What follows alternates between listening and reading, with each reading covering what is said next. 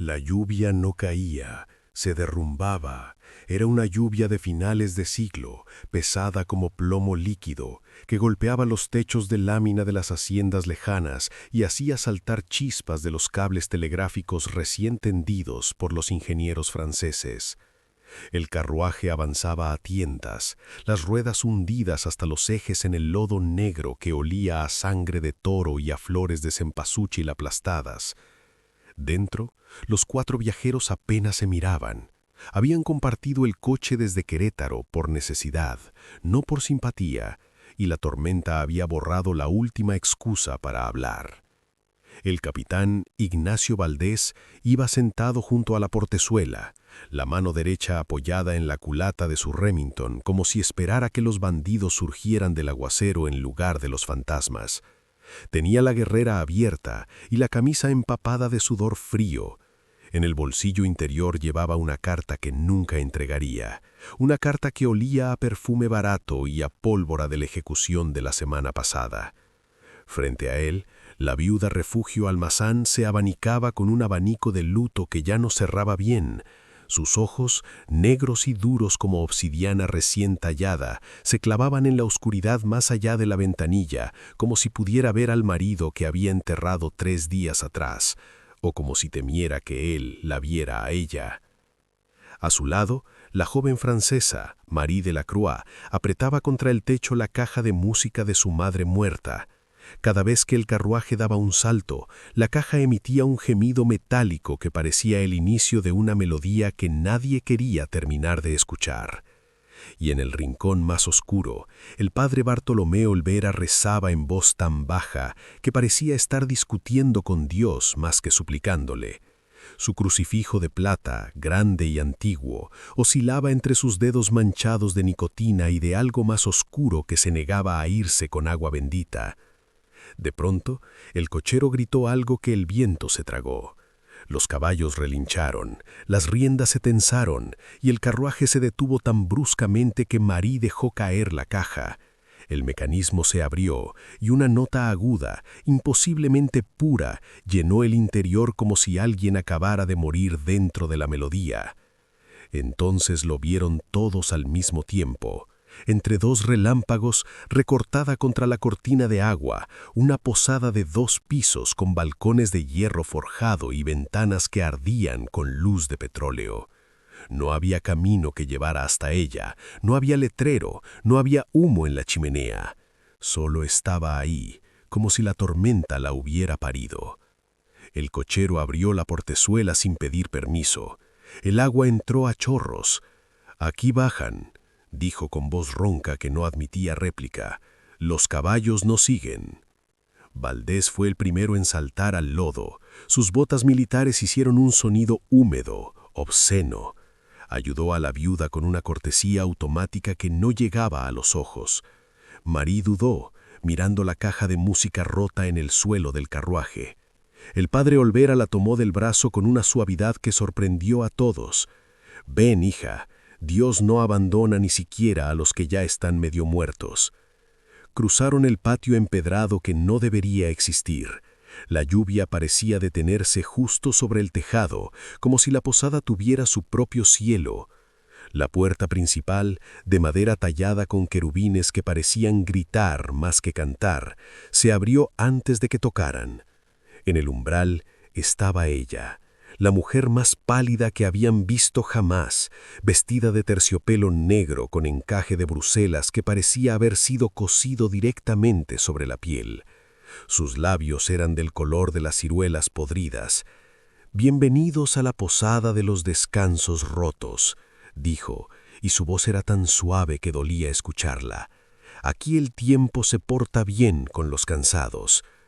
Ninguno preguntó cómo sabía sus nombres antes de que se presentaran.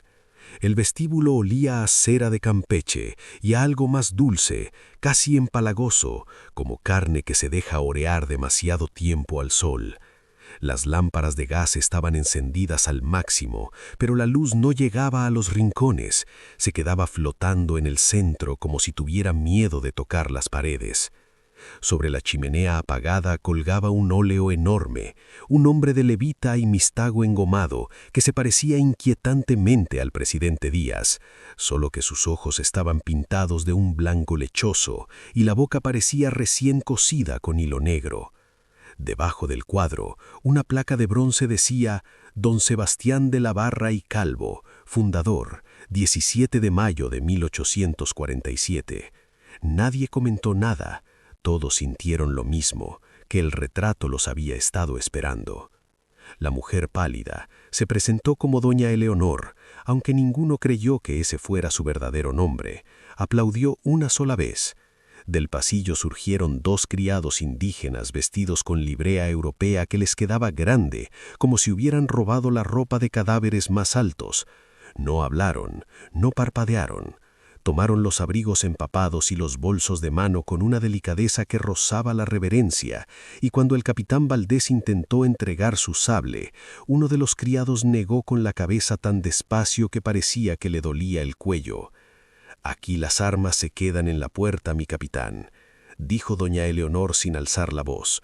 «La casa las guarda y a veces las devuelve cambiadas». Un piano empezó a tocar solo en algún lugar del primer piso. No era una melodía conocida, eran notas sueltas que caían como gotas de sangre en un recipiente de cobre.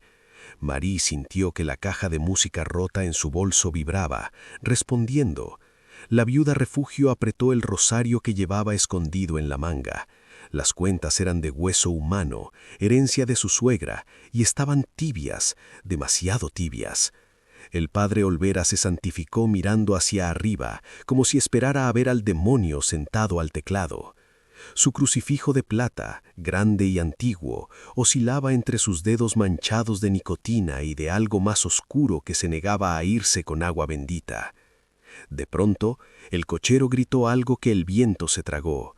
Los caballos relincharon, las riendas se tensaron, y el carruaje se detuvo tan bruscamente que Marie dejó caer la caja.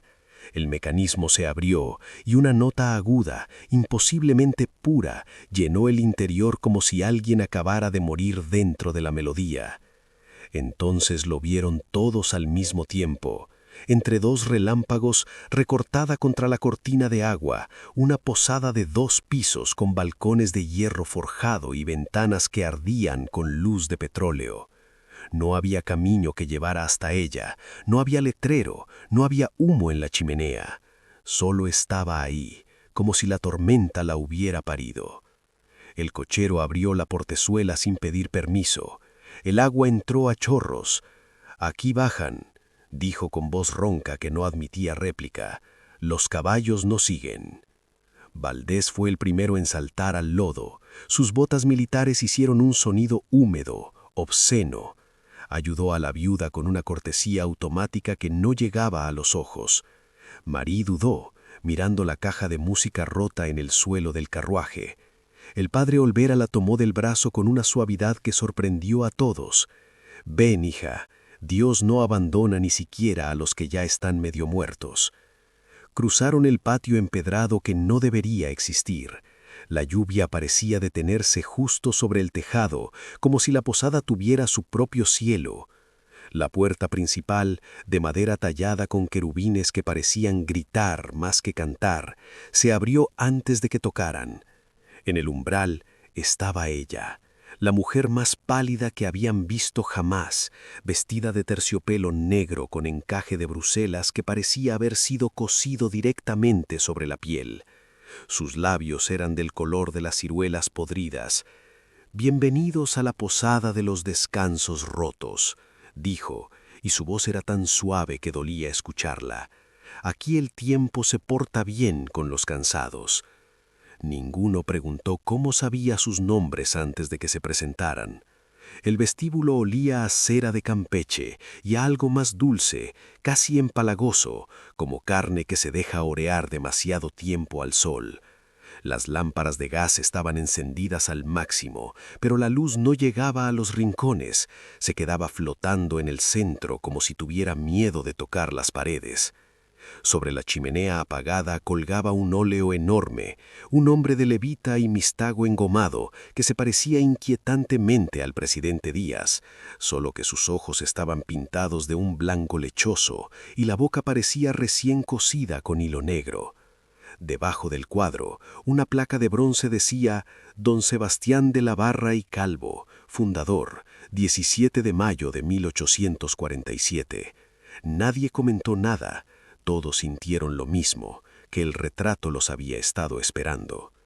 La mujer pálida se presentó como doña Eleonor, aunque ninguno creyó que ese fuera su verdadero nombre. Aplaudió una sola vez. Del pasillo surgieron dos criados indígenas vestidos con librea europea que les quedaba grande, como si hubieran robado la ropa de cadáveres más altos. No hablaron, no parpadearon. Tomaron los abrigos empapados y los bolsos de mano con una delicadeza que rozaba la reverencia, y cuando el capitán Valdés intentó entregar su sable, uno de los criados negó con la cabeza tan despacio que parecía que le dolía el cuello. Aquí las armas se quedan en la puerta, mi capitán. El silencio que siguió al cierre de las puertas fue tan denso que se podía masticar.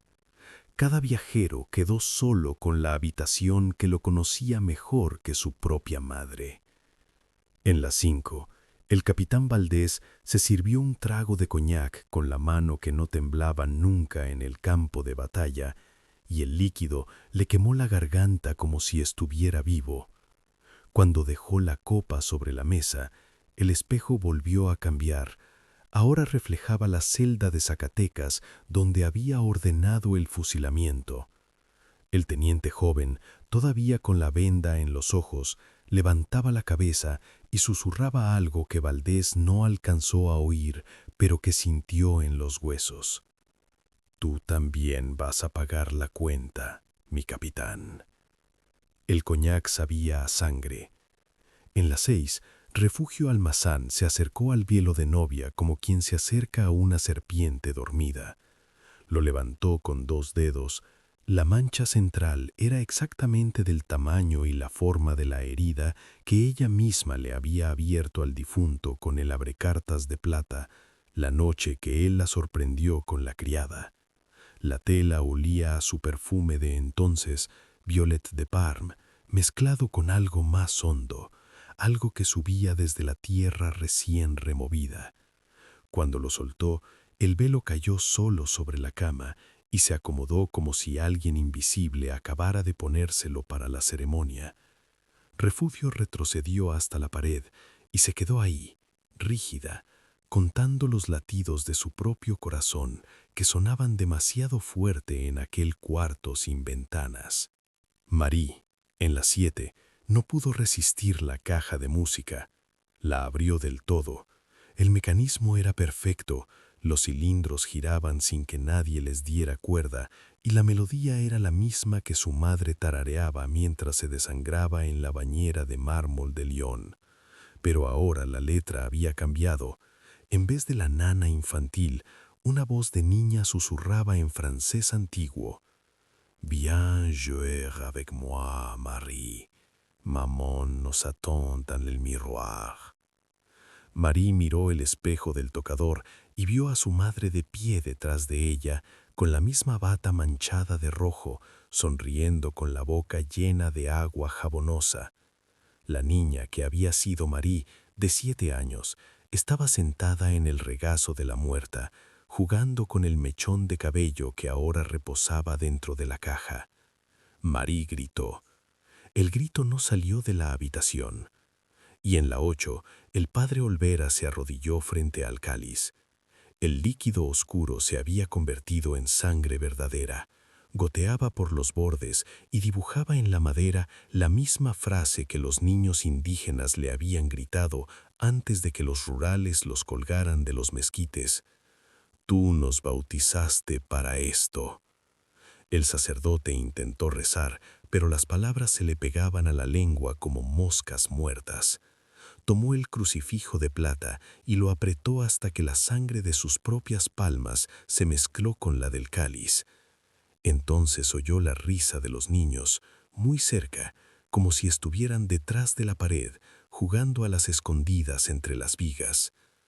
Abajo, en el comedor, los relojes que nadie había visto marcaron las 11:05. El piano dejó de tocar de golpe, dejando una nota colgando en el aire como una soga. Doña Leonor caminó por el pasillo del primer piso con una palmatoria en la mano. La llama no temblaba, ni siquiera cuando pasó bajo la corriente de aire que bajaba de la escalera. Llamó suavemente a cada puerta, una sola vez. «La cena está servida», dijo, y su voz atravesó la madera como si las puertas no existieran. «No conviene hacer esperar a los que ya llegaron antes que ustedes». Dentro de las habitaciones, las llaves giraron otra vez desde afuera. Las puertas se abrieron solas, apenas lo suficiente para dejar pasar un dedo de luz amarilla y el olor a mole negro, a chocolate amargo y a algo más que nadie quería nombrar.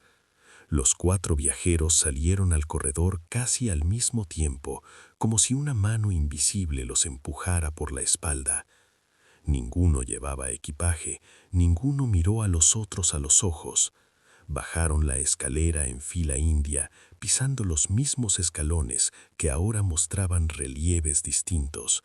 Ya no eran escenas de la conquista, sino retratos de ellos mismos muriendo de formas que todavía no habían sucedido. El comedor era más grande de lo que la posada permitía. Una mesa larguísima puesta para 20 comensales, pero solo había 4 sillas ocupadas, por ellos mismos. Las versiones sentadas ya estaban comiendo. El capitán Valdés tenía un agujero de bala en la sien y seguía llevándose el tenedor a la boca. La viuda Refugio tenía el velo puesto y la garganta cortada de oreja a oreja, pero sonreía con una cortesía perfecta mientras se servía más mole. Marí era una niña de 7 años, con los ojos vacíos, jugando con la caja de música que ahora reproducía una marcha militar. Y el padre Olvera estaba colgado del cuello con su propia estola, balanceándose apenas, pero alzando la copa para brindar. Doña Leonor se colocó a la cabecera. «Siéntense», dijo con dulzura. «La cena se enfría y los muertos tienen hambre». Capítulo 1 termina aquí. La mesa está puesta, los cubiertos brillan, y los que ya llegaron primero levantan la mirada exactamente al mismo tiempo que los vivos. Nadie se sentó. Los 4 viajeros se quedaron de pie en el umbral del comedor, mirando a sus propios cadáveres masticar con una lentitud insultante. El olor era denso, casi sólido, cacao quemado, clavo de olor y debajo de todo la dulzona fetidez de la carne que ya lleva 3 días muerta. El capitán Valdés fue el primero en reaccionar. Dio un paso atrás y su mano buscó instintivamente el Remington que ya no llevaba al cinto. El Valdés muerto alzó la cabeza y la bala había entrado justo encima de la ceja izquierda y salido por detrás, dejando un agujero perfecto del que no salía sangre, solo una oscuridad que parecía absorber la luz de las velas. «Siéntate, Ignacio», dijo el muerto, con la voz del capitán, pero más ronca, como si hablara desde el fondo de un pozo. «Ya pagaste la cuenta. Ahora toca comer lo que pediste». Refugio Almazán sintió que las piernas le fallaban. El velo que llevaba su doble estaba empapado en sangre fresca, goteaba sobre el mantel blanco y formaba pequeños charcos que reflejaban el rostro de la viuda viva como un espejo roto. La Refugio muerta sonrió con la misma sonrisa que había usado la noche que envenenó al marido, una sonrisa de niña que acaba de romper su juguete favorito. «Bien, querida», dijo, y su voz era idéntica a la que Refugio oía en su cabeza cada vez que se miraba al espejo desde aquel día. «Aquí no tienes que fingir más. Ya todos sabemos lo que hiciste con el abrecartas de plata». Marí soltó un gemido que no era humano. La niña que estaba sentada en su silla era ella misma a los 7 años, el día exacto que encontró a su madre flotando boca abajo en la bañera de mármol de Lyon. La pequeña Marie tenía los ojos abiertos de par en par, pero vacíos, como dos monedas de plata recién acuñadas. En sus manos sostenía la caja de música abierta y dentro, en vez de bailarinas, había un corazón diminuto que aún latía, envuelto en el mechón lobelio. La niña levantó la mirada y habló con la voz de la madre muerta. «Je t'attendais, ma chérie. On va jouer pour toujours maintenant». El padre Olvera fue el único que avanzó. Dio 3 pasos hacia la mesa y se detuvo frente a su propio cadáver colgante. El cuello estaba torcido en un ángulo imposible, la lengua morada asomando entre los dientes, pero los ojos del ahorcado estaban vivos y llenos de una compasión terrible.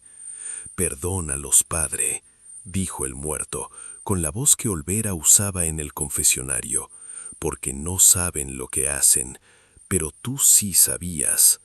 La soga crució cuando el cadáver levantó la copa llena de sangre. «Brinda conmigo, Bartolomé, por los niños de Tomochic que bautizaste con agua y entregaste al fuego». Doña Leonor aplaudió otra vez, suave, como quien despierta a alguien que duerme demasiado profundo.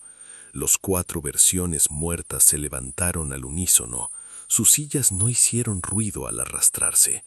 Caminaron hacia los vivos con los brazos abiertos, como si fueran a abrazarlos. El capitán muerto olía a pólvora y a sudor de caballo. La viuda muerta arrastraba el velo por el suelo y dejaba un rastro húmedo. La niña Marie canturreaba la nana francesa con la voz de una mujer ahogada, y el sacerdote ahorcado flotaba apenas por encima del suelo, los pies descalzos rozando el parquet sin tocarlo por completo. Entonces las luces parpadearon. No fue un apagón. El capitán Valdés entró primero en las 5, empujando la puerta con el hombro como si esperara resistencia. No la hubo. La habitación lo recibió con la misma temperatura que tenía su sangre cuando fusiló al teniente en Zacatecas. Ni fría ni caliente, sino exactamente la que hace que un hombre se dé cuenta de que ya está muerto por dentro. El mapa del Bajío seguía clavado con la bayoneta, pero ahora las futas marcadas en rojo no eran caminos militares. Eran las trayectorias de las balas que había ordenado disparar a lo largo de 10 años. Cada pueblo señalado tenía una fecha escrita con letra infantil. Tomochic, 1892. Palillo, 1894. San Isidro, 1897. Y al final del trazo, una fecha que aún no había sucedido. San Cayetano, 4 de noviembre de 1898. Mañana. Valdés se acercó al espejo. Esta vez no reflejó al teniente fusilado.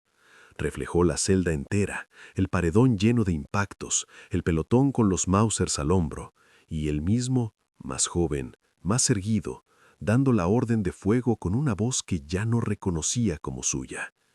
Pero en el reflejo el pelotón no disparaba al teniente, disparaba hacia el espejo, hacia él. Valdés retrocedió tan rápido que tropezó con el catre. El espejo quedó vacío un segundo, luego mostró la habitación tal como era, salvo por una cosa.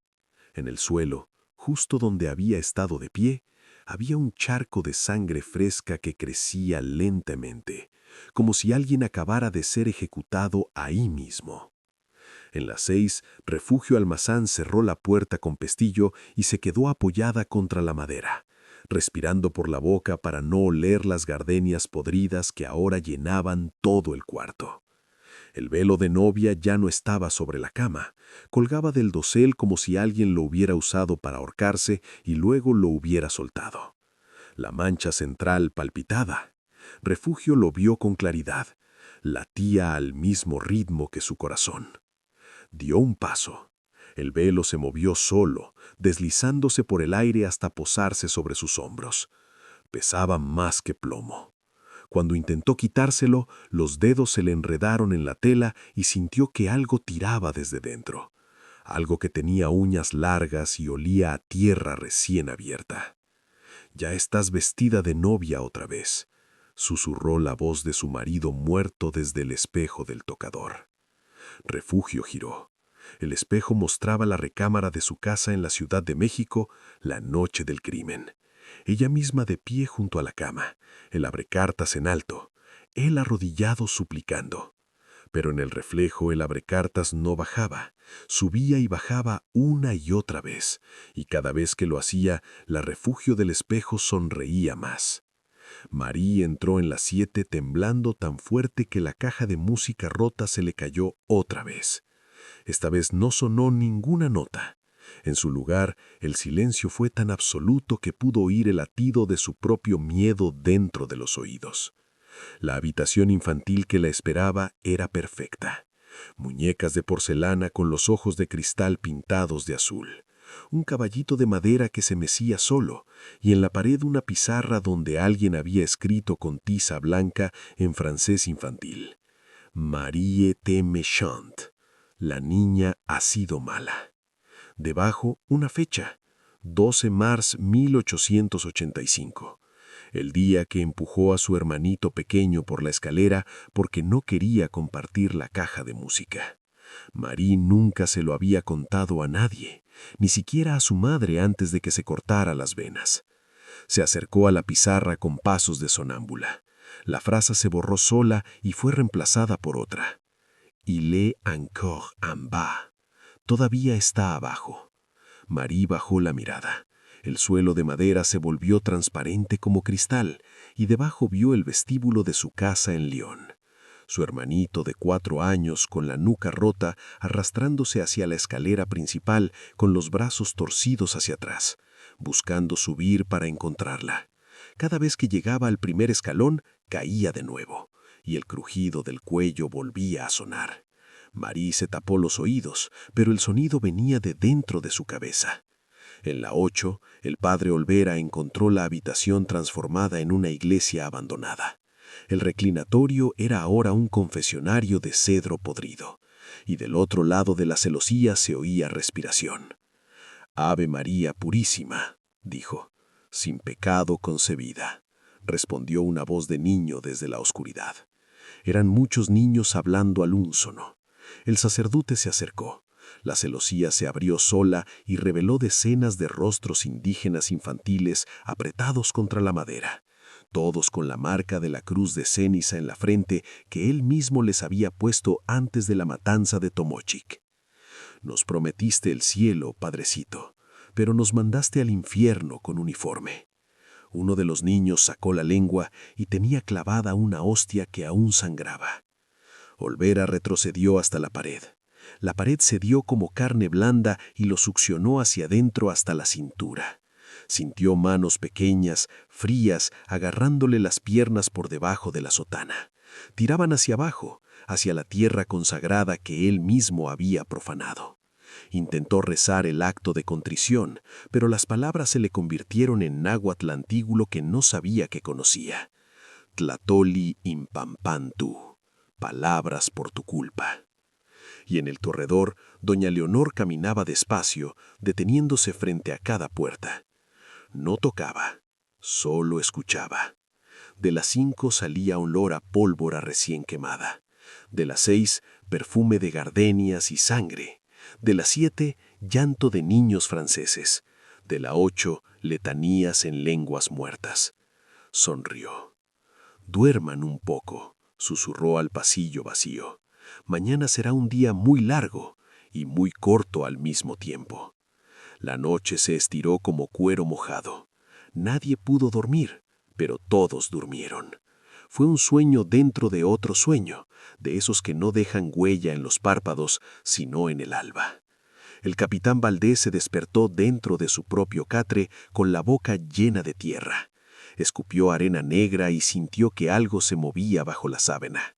Era su propia mano derecha, la misma que había dado la orden de fuego tantas veces, ahora separada del brazo y gateando como araña hacia su garganta. La mano tenía los dedos manchados de pólvora y olía al sudor de los soldados que habían obedecido sin preguntar.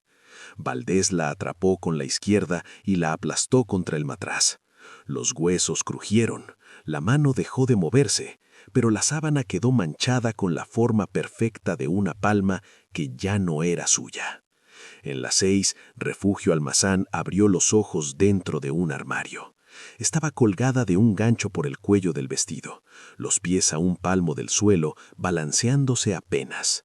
El velo de novia le cubría la cara por completo y estaba empapada. Cada vez que respiraba, la tela se le pegaba a los labios y sabía a sangre de su marido. Intentó gritar. No salió sonido, solo un gorgoreo húmedo. Entonces oyó pasos afuera del armario. Eran sus propios pasos de aquella noche, tacones altos sobre el mosaico de la recámara. La puerta del armario se abrió desde afuera. La Refugio del espejo estaba ahí, vestida exactamente igual, con el abrecartas en la mano. «Ya casi es hora de la segunda luna de miel», dijo la muerta, y levantó el arma. Refugio cerró los ojos. Cuando los abrió, estaba de nuevo en la cama, pero el velo seguía puesto, y el gancho del armario goteaba sangre fresca sobre la almohada. Marie despertó dentro de la caja de música.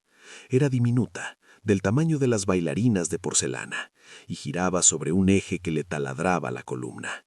Alrededor, el mecanismo era un bosque de púas metálicas que subían y bajaban al compás de la melodía de su madre.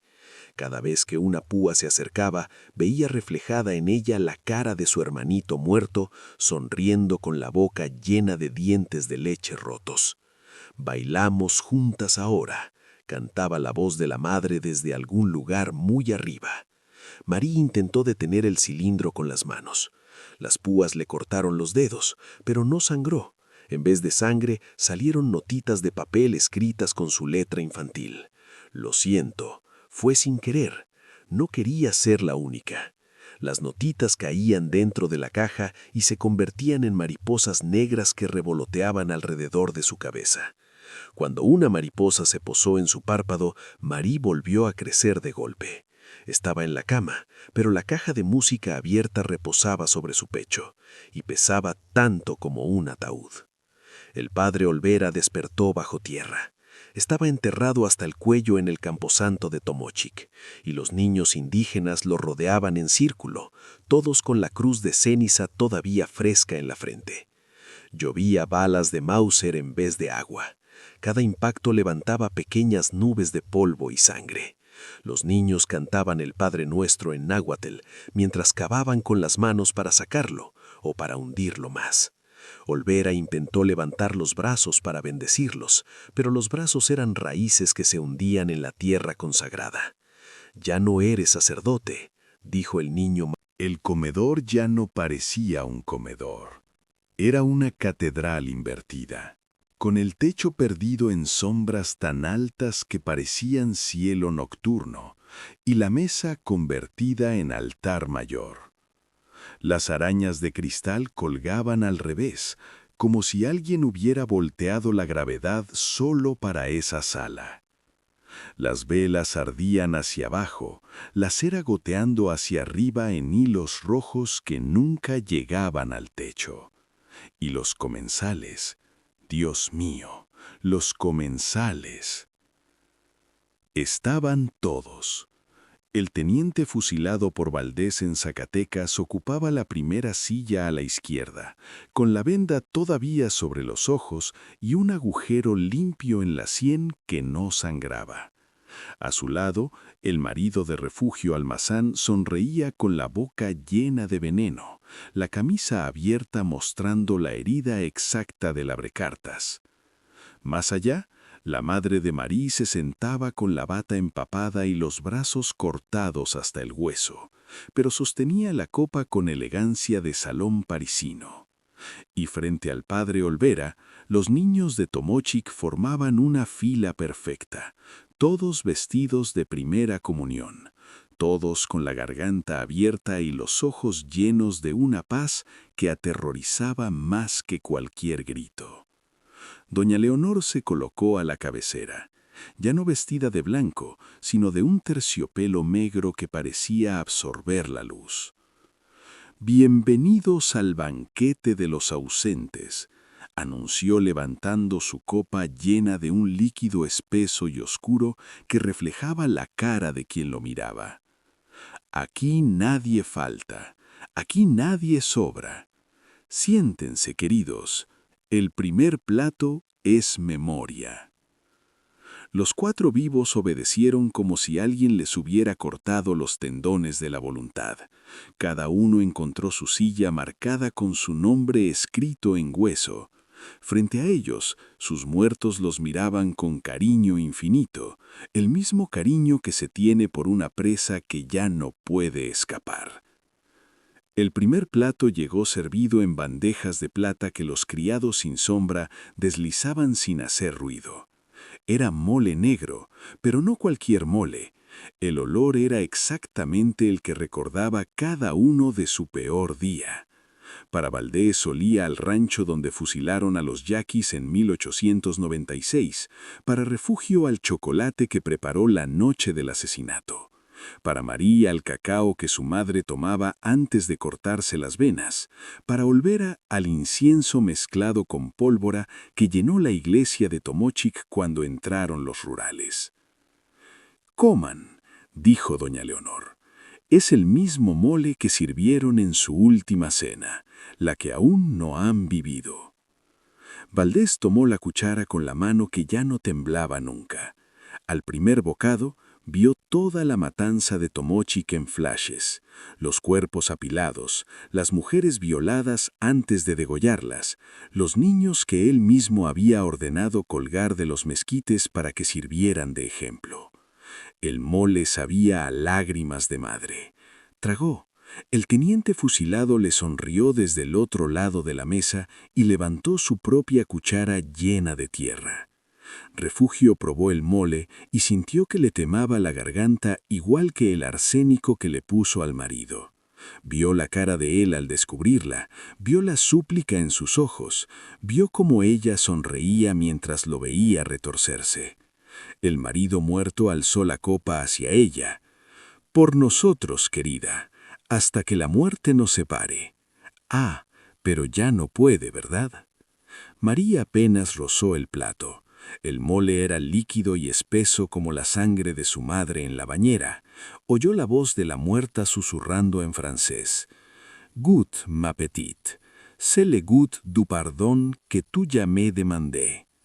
La madre cortó un pedazo de su propio brazo y lo puso en el plato de Marie como si fuera carne de guajolote. El padre Olvera no pudo tragar. El mole sabía a hostia consagrada y a carne infantil quemada. Los niños de Tomochic se levantaron al unísono y empezaron a cantar el Cordero de Dios con voces de ángeles que habían visto el infierno. Cada nota era una bala que él mismo había autorizado. Doña Leonor aplaudió suavemente. «El segundo plato viene ahora. Se llama verdad». Las bandejas de plata se retiraron solas, deslizándose por la mesa como serpientes de metal.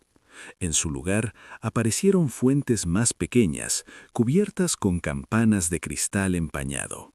Cuando los criados sin sombra levantaron las campanas, el vapor que salió no era caliente, era frío, frío de tumba recién abierta y olía a formol y flores marchitas de cementerio. En el centro de cada fuente reposaba un corazón humano todavía batiendo con una lentitud insultante. No eran corazones genéricos, eran los suyos, arrancados con precisión quirúrgica y servidos en su propia sangre reducida a salsa de chipotle. El corazón de Valdés tenía una cicatriz perfecta de bala en la aurícula izquierda. El de Refugio estaba envuelto en un velo de novia diminuto empapado de arsénico. El de Marie era pequeño, casi infantil, con un mechón blanco atado alrededor como cinta. Y el de Olvera estaba atravesado por una hostia clavada como estaca. Doña Leonor se inclinó hacia adelante. La luz de las velas invertidas le dibujaba sombras que se movían solas sobre el rostro. «El segundo plato es verdad», repitió. «Cómanla cruda o cocida, pero cómanla. Aquí no se permite mentir ni con el paladar. Valdés fue el primero en tomar el cuchillo. Lo hizo con la misma frialdad con la que había firmado listas de fusilamiento. Cortó un trozo de su propio corazón y se lo llevó a la boca. Al masticar, oyó claramente la voz del teniente joven gritando «¡Viva México!» justo antes del disparo. Cada masticada era un nombre: Pedro López, María Cordero, José de la Cruz, los ciento y tantos que había mandado matar en nombre del orden porfiriano. La sangre le sabía a pólvora mojada. Tragó y sintió que el corazón latiendo en la fuente se encogía un poco, como si realmente estuviera comiendo su propia vida. Refugio cortó con delicadeza de dama de sociedad. El velo diminuto se desató solo y flotó hasta posarse en su cabello como una corona fúnebre. Al primer bocado, vio la cara de su marido en el momento exacto en que el veneno le paralizó el diafragma. Vio cómo los ojos se le llenaban de comprensión y de odio puro. «Tú siempre fuiste la viuda antes de que yo muriera», dijo él desde el otro lado de la mesa, y su voz era tan clara que todos la oyeron. Refugio siguió comiendo. Cada mordisco era una noche de fingir llanto en el velorio. Cada mordisco era una herencia que ya había gastado en joyas y en amantes que ahora también estaban sentados más allá, en las sillas vacías que ya no estaban vacías. Marie lloraba sin lágrimas. El cuchillito temblaba tanto en su mano que tuvo que usar ambas. Cuando cortó, el corazón infantil sangró leche en vez de sangre. La madre se inclinó sobre la mesa y le susurró al oído con aliento de agua jabonosa: «Tu hermanito nunca llegó a cumplir 5 años por tu culpa, pero aquí sí puede crecer, dentro de ti». Marie se llevó el trozo a la boca. Sabía a cacao amargo y a culpa de niña. Y mientras masticaba, sintió que algo se movía en su vientre, algo pequeño que pateaba con pies descalzos. El padre Olvera no pudo tocar el cuchillo. Los niños de Tomochic se levantaron al unísono y empezaron a cantar el Cordero de Dios con voces de ángeles que habían visto el infierno. Cada nota era una bala que él mismo había autorizado. Doña Leonor aplaudió suavemente. «El postre viene ahora. Se llama olvido, y es la única placa que no se sirve, se arrebata». Las luces se apagaron de golpe. No quedó ni una vela, solo la oscuridad absoluta y el sonido de 100 cucharas golpeando platos vacíos al mismo tiempo. Cuando la oscuridad se tragó la última vela, el comedor dejó de ser comedor y se convirtió en un estómago.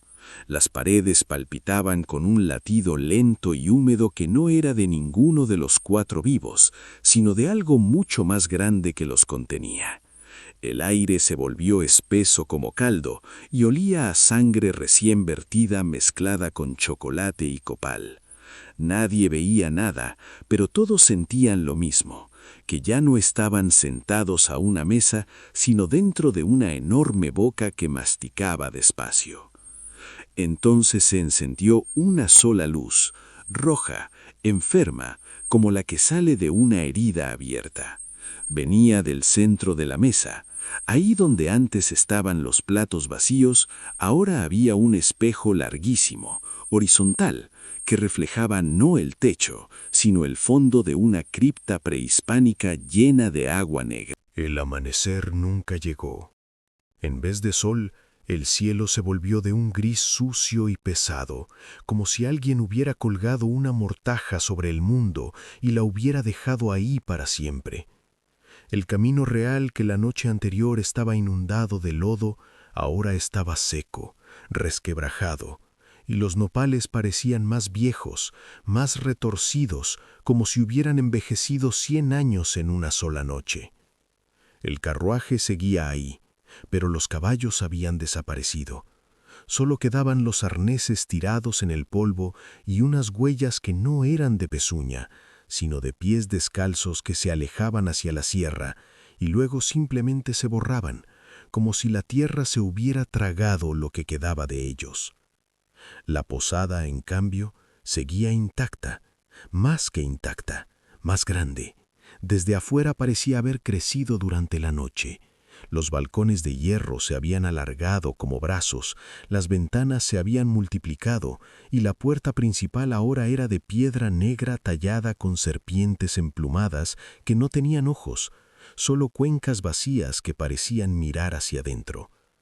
No había humo en la chimenea, no había gallos, no había vida, solo el olor, ese olor dulzón y metálico que salía por debajo de la puerta como aliento de algo que lleva demasiado tiempo sin respirar aire fresco. Dentro, el vestíbulo estaba vacío. Los retratos habían cambiado otra vez. Ahora el óleo del supuesto fundador mostraba a don Sebastián de la Barra y Calvo con el rostro desollado, pero sonriendo, y la placa de bronce ya no decía 1847, decía 1521, y debajo, en letras más pequeñas, aquí empezó la deuda. El carruaje seguía en el mismo lugar, pero las teclas estaban cubiertas de una capa de polvo negro que al tocarlas dejaba huellas de dedos que no eran humanos, y en el suelo, donde habían estado las alfombras persas, ahora había un mosaico prehispánico, un coyote devorando un corazón humano, mientras un fraile y un soldado lo observaban desde arriba.